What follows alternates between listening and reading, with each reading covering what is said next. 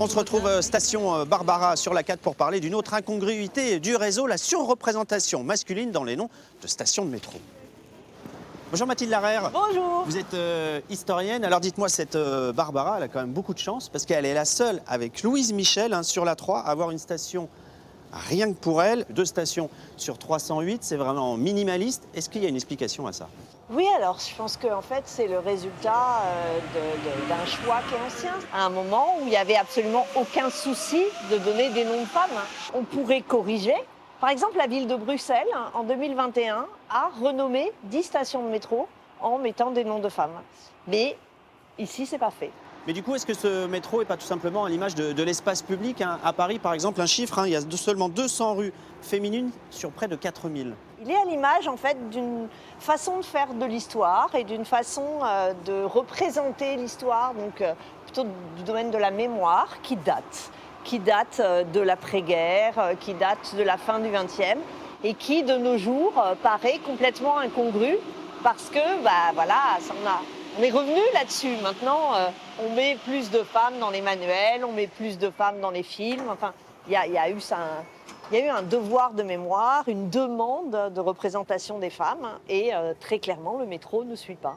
Alors aujourd'hui, dans le métro, il y a 13 stations sur 308 qui sont en partie féminisées ou à 100%. Et parmi ces 13 stations, énormément de saintes et finalement peu de civiles. Je vais en citer quelques-unes. Marguerite Boussicot, Marie Curie, Simone Veil, Lucie Aubrac et donc Barbara et Louise Michel. Ben oui, c'est très clairement pas assez. Le fait qu'il y ait si peu de civils et plus de religieuses ou de saintes, c'est lié au fait que pendant très longtemps, les seules femmes que l'on représentait dans l'espace public, c'était soit des saintes, donc on a des Notre-Dame, on a des Madeleines, etc., mais des femmes réelles, donc des civils, il y en a très peu.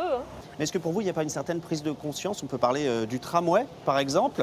Tout à fait. Sur le T3B, par exemple, on a 15 stations sur 33 qui sont féminisées. On n'est pas loin de la parité. Ah non, mais là, il y a eu un gros effort sur le tramway et c'est très net. Quand je prends le tramway, ça me saute aux yeux, en fait. Il n'y a pas très longtemps, dans une conférence, je demandais à des gens s'ils savaient qui était Séverine.